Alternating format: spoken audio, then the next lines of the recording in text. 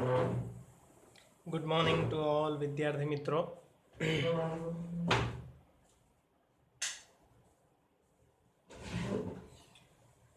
મિત્રો હવે આજે આપણે સેશન નંબર 12 ભણવા જઈ રહ્યા છે. સેશન નંબર 12માં આપણે ટૂંકા દાખલા માટેના સૂત્રો જોઈશું.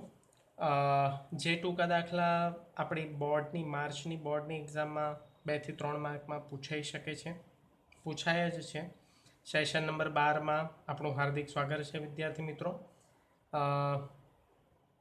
તમને ખ્યાલ છે તેમ લોકડાઉનના સમયમાં કોરોનાની મહામારીને ધ્યાનમાં રાખીને આ વિડીયો ફક્ત ને ફક્ત HS પટેલ હાઈસ્કૂલના વિદ્યાર્થીઓ માટે જ બનાવવામાં આવ્યો છે. આનો પૈસા કમાણીનો કોઈ જ હેતુ નથી, એ ધ્યાન રાખજો વિદ્યાર્થી મિત્રો. તો વાત કરીએ વિદ્યાર્થી મિત્રો, હવે ચેપ્ટરના 20% ભાગનો આપણે અભ્યાસ કરવાનો છે, પછી આપણું ચેપ્ટર પૂર્ણ થશે, ત્રીજું ચેપ્ટર. ટૂંકા દાખલામાં પહેલાં વિદ્યાર્થી મિત્રો આપણે થોડા સૂત્રો જોઈ લઈએ કે કયા કયા સૂત્રો ટૂંકા દાખલામાં જરૂરી છે. તો નંબર 1 પર છે કે સહવિચરણ અને સહસબદાંક પરથી નિયત શબ્દાંક. ફરી એકવાર, સહવિચરણ જેને આપણે ઇંગ્લિશમાં કહીએ છીએ કોએફિશિયન્ટ ઓફ વેરિએશન, જેને આપણે આ રીતે લખીએ છીએ COV ઓફ એક્સ વાય, આને આપણે કહીએ છીએ સહવિચરણ. અને સહસબદાંકને આપણે કહીએ છીએ small r. Correlation, that means સહસબદાંક. એના પરથી આપણે નિયત શબ્દાંક એટલે કે નિયત શબ્દાંક દેટ મીન્સ બી. નિયત શબ્દાંકનું બીજું નામ શું છે વિદ્યાર્થી મિત્રો? તો નિયત સંબંધ રેખાનો ઢાળ. એટલે આપણને સહવિચરણ આપ્યું હશે, કાં તો પેટા માહિતી આપી હશે, અથવા સહસબદાંક એટલે કે કોરિલેશન આરની વેલ્યુ આપેલી હશે, એના પરથી આપણે નિયત શબ્દાંક એટલે કે બી શોધવાનો છે. તો મિત્રો એના 2 પ્રકારના અલગ અલગ સૂત્રો છે, 2 પ્રકારની કન્ડિશન છે. નંબર 1, જ્યારે x બાર y બાર sx square oblique sx sy square oblique sy અને કોએફિશિયન્ટ વેરિએશન xy જેવા માપો આપેલ હોય ત્યારે. વિદ્યાર્થી મિત્રોનું ગુજરાતી કહી દો તો એક્સ બારને આપણે શું કહીએ છીએ? ચલ એક્સનો મધ્યક, જે આપણે 11મા ધોરણમાં ભણી ગયેલા છે. એ વાય બારને આપણે કહીએ છીએ ચલ વાયનો મધ્યક. એસએક્સ સ્ક્વેરને આપણે કહીએ છીએ ચલ એક્સનું વિચરણ. ફરી, એસએક્સ સ્ક્વેરને આપણે કહીએ છીએ ચલ એક્સનું વિચરણ. એસએક્સને આપણે કહીએ છીએ ચલ એક્સનું પ્રમાણિત વિચલન. એસવાય સ્ક્વેરને કહીએ છીએ ચલ વાયનું વિચરણ. એસવાયને કહીએ છીએ ચલ વાયનું પ્રમાણિત વિચલન. કોએફિશિયન્ટ વેરિએશન એક્સ વાય, આને વંચાય છે COV. COVનો મતલબ થાય છે C4 O4 efficient V4 variant. Coefficient of variant X Y એટલે કે ચલ એક્સ અને વાયનું સહવિચરણ કહેવાય છે. શું કહેવાય છે? સહવિચરણ. ઓકે વિદ્યાર્થી મિત્રો, કેટલીક રીતે આને આ રીતે પણ ઓળખાય છે SXY. આવી રીતે પણ કેટલાક સંજોગોમાં ઓળખાય છે. પ્રેક્ટિસ બુકમાં આવો એક દાખલો છે કે જેમાં SXY આપેલા છે. તો SXYનો પણ મતલબ થાય છે કે ચલ એક્સ અને વાયનું સહવિચરણ, અને એને કોએફિશિયન્ટ વેરિએશન XY પણ કહેવામાં આવે છે અને SXY પણ કહેવામાં આવે છે. એટલે જ્યારે SXY આપે, કારણ કે ગત વર્ષે માર્ચ મહિનાની એક્ઝામમાં બોર્ડના પેપરમાં SXY પ્રિન્ટિંગ થયેલું, ત્યારે વિદ્યાર્થી મિત્રો કન્ફ્યુઝ થયેલા, કારણ કે SXYનો પણ મિનિંગ થાય છે સહવિચરણ. એટલે એ બાબતને ધ્યાનમાં રાખજો મિત્રો. જોઈએ છે આગળ. તો એના સૂત્રો છે, જ્યારે આ પ્રકારની પરિસ્થિતિ હોય, એટલે કે એક્સ બાર આપેલા હોય, વાય બાર આપેલા હોય, એસએક્સ સ્ક્વેર હોય અથવા એસએક્સ હોય, SY સ્ક્વેર હોય અથવા SY હોય, કોએફિશિયન્ટ વેરિએશન XY, આમાંથી કોઈ પણ એક અથવા વધુ કરતી માહિતી આપેલી હોય, ત્યારે બી શોધવા માટે કયું સૂત્ર વપરાય? તો B is equal to coefficient of variation XY upon S X square. ફરી એકવાર આ પ્રકારના સંજોગોમાં બીને આપણે શું કહીએ છીએ? નિયત સંબંધાંક અથવા નિયત સંબંધ રેખાનો ઢાળ. આ ગુજરાતી ખાસ ધ્યાન રાખજો, કારણ કે તમને અમુક વાર ગુજરાતીમાં ક્વેશ્ચન માર્ક પૂછાય છે કે નિયત સંબંધ રેખાનો ઢાળ મેળવો. ત્યારે તમે કન્ફ્યુઝ ના થતા, કારણ કે નિયત સંબંધ રેખાનો ઢાળ એટલે બી કહેવાય છે, અંતઃખંડ એટલે એ કહેવાય છે, નિયત સંબંધાંક એટલે પણ બી કહેવાય છે. તો બી બરાબર કોએફિશિયન્ટ વેરિએશન એક્સ વાયના છેદમાં એસ એક્સ સ્ક્વેર. અહીંયા લખેલું છે જેમ તમને કીધું એમ, કોએફિશિયન્ટ વેરિએશન એક્સ વાયને શું કહેવાય? તો સહવિચરણ. એસ એક્સ સ્ક્વેરને શું કહેવાય? વિચરણ. એસ એક્સને શું કહેવાય? એક્સ ચલનું પ્રમાણિત વિચલન. જ્યાં હવે જો કોએફિશિયન્ટ વેરિએશન એક્સ વાય શોધવાનો થાય તો એના બે પ્રકારના સૂત્રો છે. Coefficient variation X Y is equal to sigma X minus X bar into Y minus Y bar upon N. એનને આપણે શું કહીએ છીએ? નિદર્શની સંખ્યા. અથવા જો આ પ્રકારની માહિતી ના આપી હોય ને બીજા પ્રકારની માહિતી આપી હોય તો કોએફિશિયન્ટ વેરિએશન એક્સ વાયનું સૂત્ર થાય છે sigma X Y minus N into X bar into Y bar upon N. ફરી એકવાર, sigma X Y minus N into X bar into Y bar upon N. મિત્રો જો એસ એક્સ સ્ક્વેર ના આપેલો હોય તો કેવી રીતે શોધીશું? તો એસ એક્સ સ્ક્વેરનું સૂત્ર 3 અલગ અલગ પ્રકારના સૂત્રો છે. જે પ્રમાણેની માહિતી આપી હોય એ પ્રમાણેનું સૂત્ર તમે લગાડી શકો છો. આ સૂત્રો આપણે 11મા ધોરણમાં ચેપ્ટર નંબર 4માં આ સૂત્રો જોયેલા છે. બરાબર છે? એસ એક્સ સ્ક્વેર બરાબર સિગ્મા એક્સ માઇનસ એક્સ બારનો square upon N. S X square બરાબર સિગ્મા એક્સ માઇનસ એક્સ બારનો સ્ક્વેર અપોન એન. જો બીજા પ્રકારની માહિતી હોય તો બીજું સૂત્ર થાય છે, અથવામાં લખેલું છે સિગ્મા એસ એક્સ સ્ક્વેર બરાબર sigma X square upon N minus sigma X upon N આખાનો હોલ સ્ક્વેર. ફરી એકવાર, એસ એક્સ સ્ક્વેર બરાબર sigma X square upon N minus sigma X upon N આખાનો સ્ક્વેર. અથવા જો એ પ્રકારની માહિતી ના હોય, ફક્ત આપણને મધ્યક આપેલો હોય ને એને આધારે શોધવાનું હોય તો એસ એક્સ સ્ક્વેર બરાબર sigma X square minus N sigma X square upon N minus X બારનો હોલ સ્ક્વેર. તમને ખબર છે વિદ્યાર્થી મિત્રો, એક્સ બારનું સૂત્ર આ જ છે, જોઈ લો, સિગ્મા એક્સ અપોન એન, તો એક્સ બાર જ આવી જાય. એટલે આ ને આ સૂત્રમાં કોઈ ફેર નથી. આ પણ લઈ શકો છો અને આ પણ લઈ શકો છો. ઠીક છે? તો આ 3 સૂત્રો આપણા એસ એક્સ સ્ક્વેરના થયા. હવે એસ વાય સ્ક્વેર ન આપેલો હોય, એસ વાય સ્ક્વેર, તો કેવી રીતે શોધી શકાય? આ વધારાની માહિતી છે. S Y square is equal to sigma, જ્યાં જ્યાં એક્સ લખેલો છે એસ એક્સ સ્ક્વેરના સૂત્રમાં ત્યાં ત્યાં વાય લખી નાખવાનો. જો સિમ્પલ છે. એસ એક્સ સ્ક્વેરનું સૂત્ર શું છે? સિગ્મા એક્સ માઇનસ એક્સ બારનો સ્ક્વેર અપોન એન. તો એસ વાય સ્ક્વેરનું સૂત્ર શું છે? સિગ્મા વાય માઇનસ વાય બારનો સ્ક્વેર અપોન એન. છે સરખું. ખાલી જ્યાં એક્સ હોય ત્યાં વાય મૂકવાનો, જ્યાં એક્સ હોય ત્યાં વાય મૂકવાનો છે. અથવા જો એવા પ્રકારનું સૂત્ર તો એસ એક્સ સ્ક્વેરનું બીજું સૂત્ર શું હતું? Sigma X square upon N S Y square sigma Y square upon N minus sigma X upon N આખાનો square sigma Y upon N આખાનો સ્ક્વેર. આ બધા સૂત્રો આપણે ધોરણ 11માં ભણેલા છે. એસ એક્સ સ્ક્વેરનું ત્રીજું સૂત્ર sigma X square upon N, તો એસ વાય સ્ક્વેરનું ત્રીજું સૂત્ર sigma Y square upon N minus X બારનો સ્ક્વેર, તો અહીંયા માઇનસ વાય બારનો સ્ક્વેર. ઠીક છે? તો કન્ડિશન નંબર 1 પ્રમાણેના આટલા સૂત્રો આપણે યાદ રાખવાના છે. હવે કન્ડિશન નંબર 2 પ્રમાણેનું એક જ માત્ર સૂત્ર થાય છે, અને એ એક સૂત્ર કયું છે જોઈએ? જ્યારે એક્સ બાર, કન્ડિશન નંબર 2 ધ્યાન રાખજો વિદ્યાર્થી મિત્રો, કન્ડિશન નંબર 2માં નિયત સંબંધાંક એટલે કે બી શોધવા માટે આ પ્રકારની માહિતી આપી હોય તો બી કેવી રીતે શોધી શકાય? તો એક્સ બાર વાય બાર સહસંબંધાંક, આ બહુ અગત્યનું છે, સહસંબંધાંક.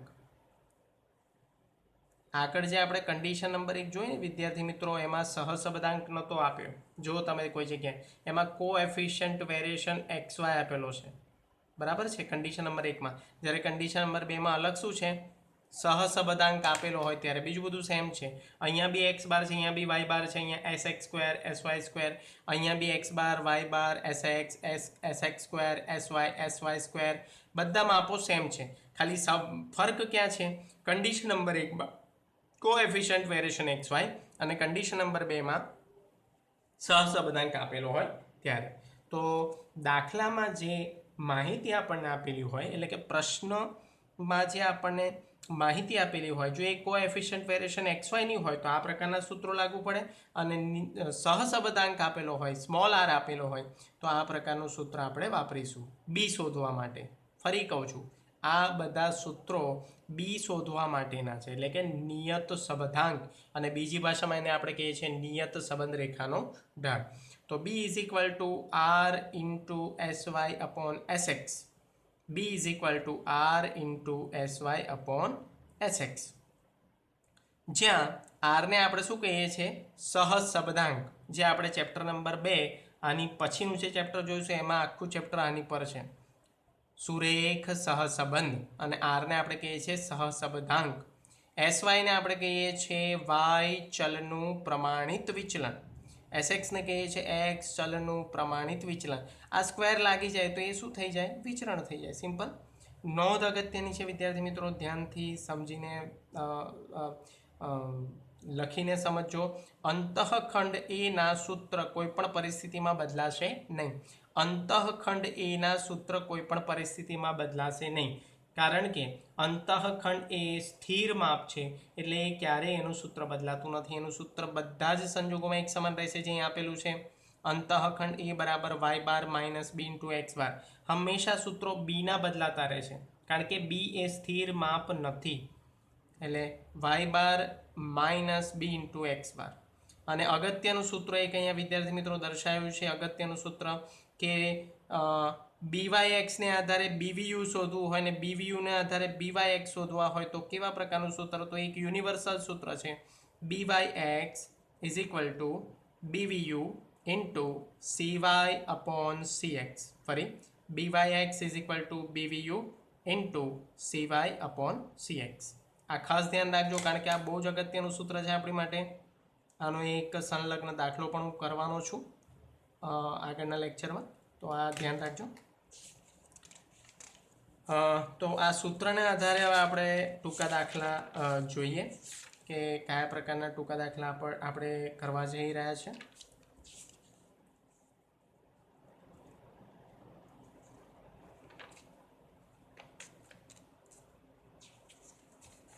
વિદ્યાર્થી મિત્રો, આગળ જોઈએ થોડી થિયરી, કે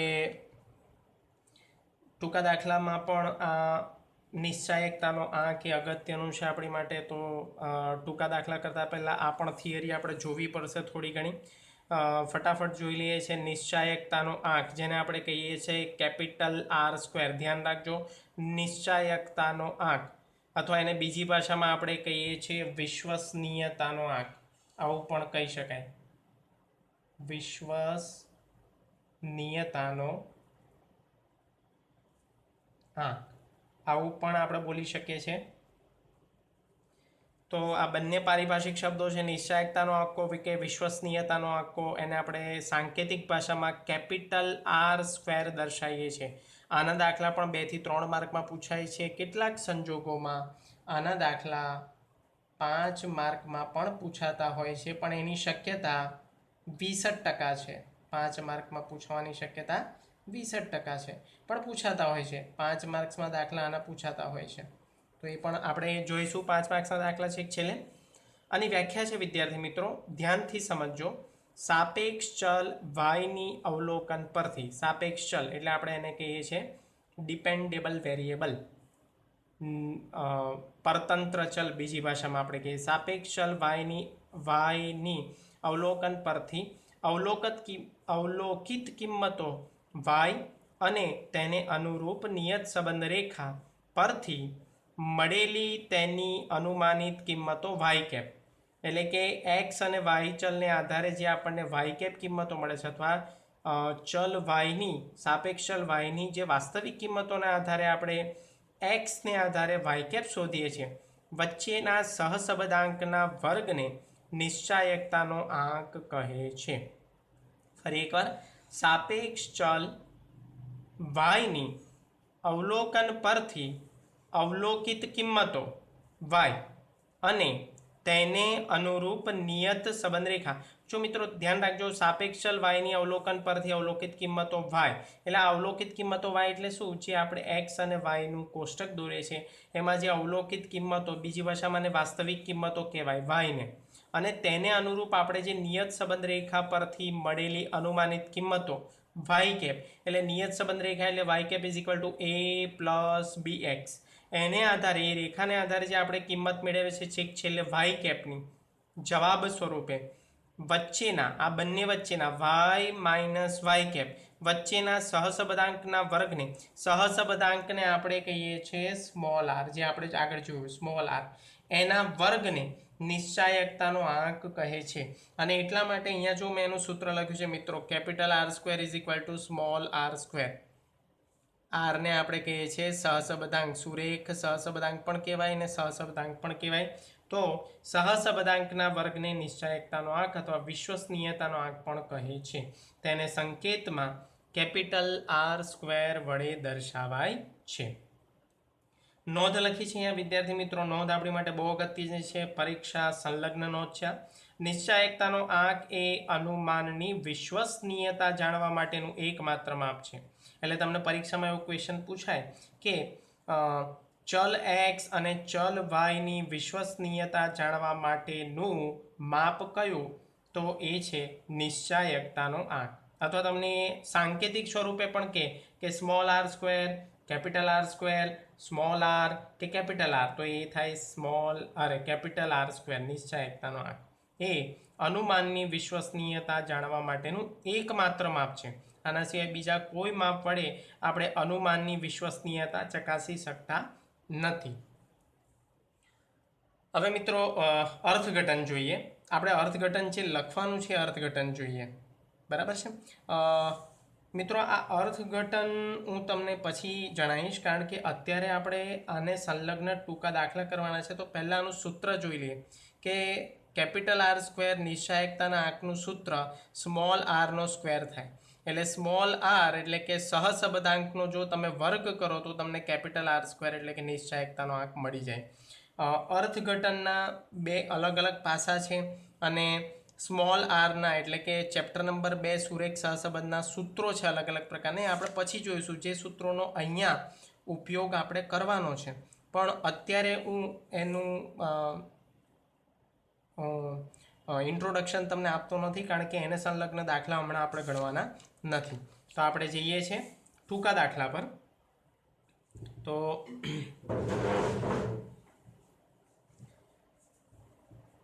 ટૂંકા દાખલામાં હું શરૂઆત કરું છું. 2 થી 3 માર્ક્સના ટૂંકા દાખલા બધા પ્રેક્ટિસ બુકના વિભાગ સી અને ડીના મેં દાખલા લીધેલા છે. તો ધ્યાન આપજો વિદ્યાર્થી મિત્રો કે અહીંયા રેફરન્સ દાખલા નંબર 10, આપણે દાખલા નંબર 9માં યુનિવર્સલ મેથડ શીખેલી સેશન 10 અને 11માં. અહીંયા દાખલા નંબર કન્ટિન્યુ પ્રમાણે દાખલા નંબર 10 આવે છે, જે રેફરન્સ લીધો છે પ્રેક્ટિસ બુક વિભાગ સી દાખલા નંબર 6. રકમ વાંચી વિદ્યાર્થી મિત્રો. બહુ જ ઇઝી દાખલા છે, ખાલી લોજિક દોડાવવાનું છે આપણે. એ લોજિકના આધારે જ આ દાખલા ગણાશે. બસ આપણને સૂત્રો યાદ રહેવા જોઈએ, એ બહુ જ અગત્યનું આપણું પરિબળ છે. તો જોઈએ,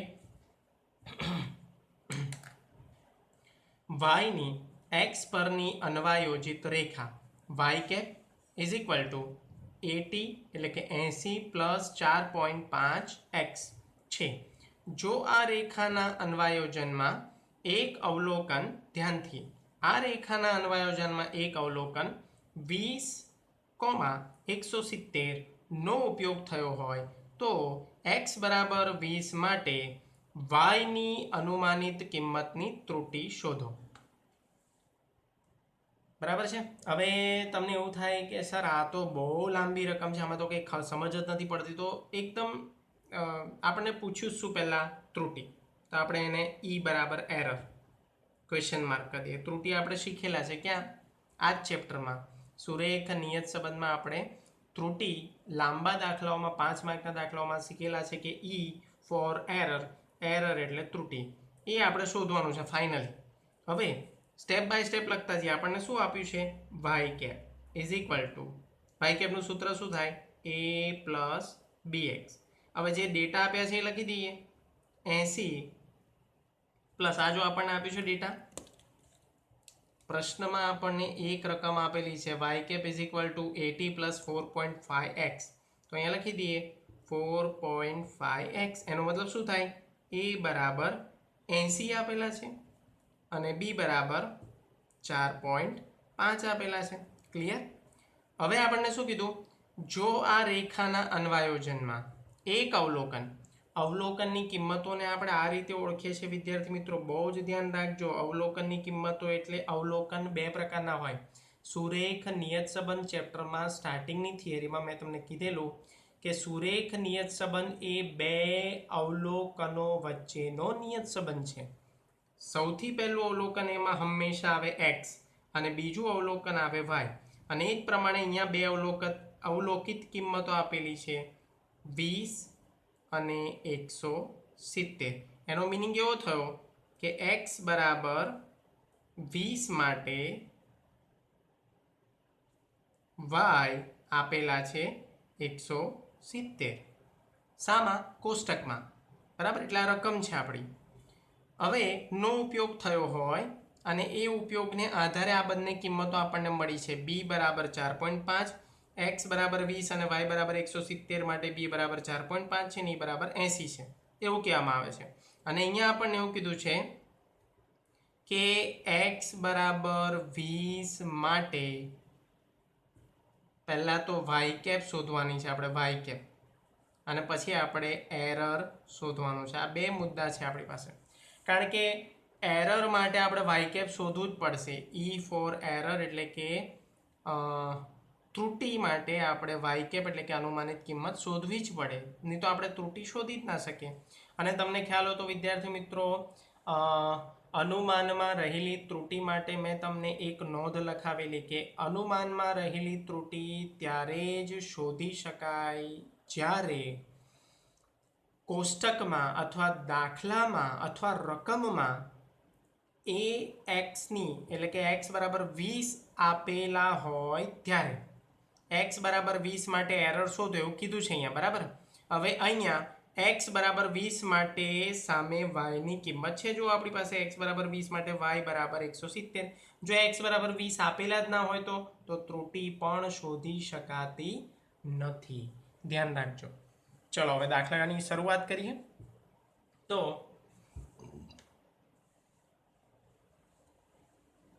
આપણને શોધવાનું કીધું છે પહેલાં વાય કેપ, પછી જ આપણે એરર શોધી શકીશું. તો વાય કેપ માટે હું પહેલાં અહીંયા સૂત્ર લખી દઉં છું. Y cap is equal to A plus B X. અને એ મને આપેલા છે 80 અને બી આપેલા છે 4.5 ઇન્ટુ એક્સ. હવે મારે એક્સના સ્થાન પર કેટલા લેવાના છે 20. તો જ્યાં એક્સ બરાબર 20 મૂકતા. આ ટૂંકા દાખલા બહુ અગત્યના છે મિત્રો. 2 માર્કમાં એક દાખલો અને 3 માર્કમાં વિભાગ ડીમાં એક દાખલો. 5 માર્ક બેઠા આપણા હાથમાં છે. ફક્ત આપણે સૂત્રો, નાના સૂત્રો અને નાની ટેકનિક્સ એ યાદ રાખવાની છે. તો હવે હું એક્સની જગ્યાએ મૂકી દઉં છું 20. તમને ખબર છે પહેલાં ગુણાકાર થાય, ભાગુસભાનો નિયમ છે. 4.5 ગુણ્યા 20 એટલે આવશે 90 અને 80 પ્લસ 90 બરાબર 170 થાય. વેરીફાઈ કરી લઈએ 170. તો વાય કેપ બરાબર આપણને મળ્યા 170. આ આપણો પ્રથમ જવાબ મળ્યો. પ્રથમ જવાબ. આપણે બે જવાબ શોધવાના છે. મુખ્ય જવાબ હજુ આપણો બાકી છે. આની પાછળ એકમ લગાવવાની કોઈ જરૂર નથી કારણ કે દાખલામાં આપણને એકમ આપ્યા નથી. હવે આપણે શોધવાનો છે એરર. તો ધ્યાન રાખજો વિદ્યાર્થી મિત્રો, એરરનું સૂત્ર વાય માઇનસ વાય કેપ છે. મેં તમને પહેલાં પણ કીધેલું વાય કેપ માઇનસ વાય ના લખતા, વાય માઇનસ વાય કેપ. હવે વાય એટલે આ વાયને આપણે શું કહીએ છીએ? વાસ્તવિક કિંમત અથવા અવલોકનની કિંમત. અને આ વાય કેપને શું કહીએ છીએ? અનુમાનિત કિંમત. વાય કેપ આર્યું અને એક્સ બરાબર 20 માટે વાયની કિંમત અહીંયા આપેલી છે. જો 20 અને 170ની જોડ છે તો અહીંયા લખીશું 170 અને વાય કેપ પણ મળે છે 170. એટલે અહીંયા ત્રુટિ શું આવે છે? શૂન્ય. શૂન્ય બરાબર છે. ત્રુટિ શૂન્ય આવે તો અનુમાનિત કિંમતમાં કોઈ પણ ખામી રહેતી નથી એવું ઓબ્ઝર્વેશન લખી શકાય. બરાબર. આપણા અનુમાનમાં કોઈ ખામી નથી. આપણું અનુમાનિત કિંમત એટલે કે વાય કેપ અને વાસ્તવિક કિંમત બંને સમાન આવે છે. એટલે તમારું અનુમાન 100% પરફેક્ટ છે એવું કહી શકાય. તો આ એક આપણો દાખલા નંબર 10 જોયો. હવે આપણે આગળનો દાખલો જોઈએ, દાખલા નંબર 11.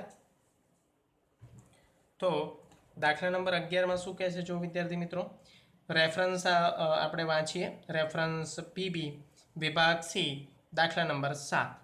વિભાગ સીનો દાખલા નંબર 7 છે. જો એક્સ બાર બરાબર 20, વાય બાર બરાબર, એક્સ બારને આપણે શું કહીએ છીએ? ચલ એક્સનો મધ્યક.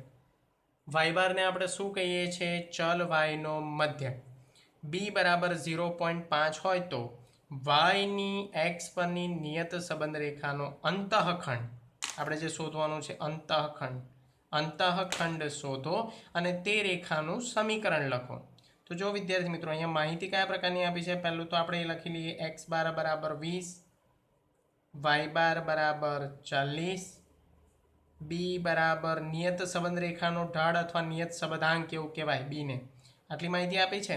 હવે આપણને કીધું છે અંતઃખંડ, જેને આપણે એ કહીએ છીએ. અંતઃખંડ એ કહીએ છીએ, એ શોધવાનો છે. અને એ રેખાનું સમીકરણ એટલે આપણે આ દર્શાવવાનું છે, Y cap is equal to A plus B X. આ આપણે દર્શાવવાનું છે. તો હવે સ્ટેપ બાય સ્ટેપ જઈએ. જો ધ્યાનથી, આપણે શોધવાનો છે અંતઃખંડ. અને બહુ જ ધ્યાનથી અંતઃખંડ માટે એનું સૂત્ર લઈએ તો એનું સૂત્ર શું છે? વાય બાર માઇનસ બી ઇન્ટુ એક્સ બાર. આ ક્યારેય બદલાતું નથી. બરાબર છે. વાય બાર કેટલા આપેલા છે આપણને? 40. બી કેટલા આપેલા છે? આર્યા 0.5. એક્સ બાર કેટલા આપેલા છે? 20. તો બંનેનો ગુણાકાર કરીએ તો આવશે 10. અહીંયા લખીએ 30. તો એ બરાબર અંતઃખંડ કેટલા મળ્યા આપણને? 30. બહુ સિમ્પલ છે. 2 માર્કનો દાખલો છે વિભાગ સીનો. જોઈ લઈએ, વેરીફાઈ કરે. 0.5 ગુણ્યા 20 એટલે 10, 40માંથી માઇનસ કરે એટલે 30 આવે. હવે આપણે અહીંયા લખીએ નિયત સંબંધ રેખાનું સમીકરણ. જે આપણને બીજો પ્રશ્ન પૂછ્યો કે સમીકરણ દર્શાવો, એનો અડધો માર્ક હોય છે, આનો 1.5 માર્ક હોય છે. તો સમીકરણ આ રીતે લખાય, Y cap is equal to A plus B X. આ નિયત સંબંધ રેખાનું સમીકરણ થયું. અને નિયત સંબંધ રેખાનું સમીકરણ એ બરાબર કેટલા છે? 30. બી ક્યાં આપેલા છે? આરે 0.5 ઇન્ટુ એક્સ. બસ અહીંયા એક્સની કિંમત આપણને વાય કેપ શોધવા નથી કીધું, આપણને ખાલી સમીકરણ લખવાનું કીધું છે. તો આ રહ્યું આપણું સમીકરણ. આ થઈ ગયો આપણો 2 માર્કનો દાખલો કમ્પ્લીટ. કેટલું ઇઝી છે ને? તો આગળ આપણે વિદ્યાર્થી મિત્રો સેશન નંબર 13માં આપણે આગળના બીજા આવા દાખલા જોઈશું 2 થી 3 માર્કમાં. તો ઘરે આશા રાખું છું કે તમે રેગ્યુલર લેક્ચર મારા જોતા હશો અને હોમવર્ક પણ રેગ્યુલર કરતા હશો. ઘરે રહેજો, કારણ કે અત્યારની પરિસ્થિતિ ઘણી ખરાબ થઈ રહી છે. અનલોકની પરિસ્થિતિમાં રોજે રોજ વડોદરામાં કેસીસ વધતા રહેલા છે. તો પોતાની ઇમ્યુનિટીઝ વધારતા રહેજો અને ઘરે રહો અને ઘરે બેઠા અભ્યાસ કરો. કંઈક પણ જો સમસ્યા તમને મારા લેક્ચરમાં લાગે તો મને તત્કાલમાં જણાવો. અને લેક્ચરને લગતી કંઈક પણ જો તકલીફ તમને પડે તો મને તમે વિડીયો કોલિંગ દ્વારા અથવા વોઇસ કોલિંગ દ્વારા પણ હું તમને તમારા સમસ્યાનું સમાધાન આપીશ. Stay home, stay safe. Session number 13માં આપણે મળીએ છીએ. Good night.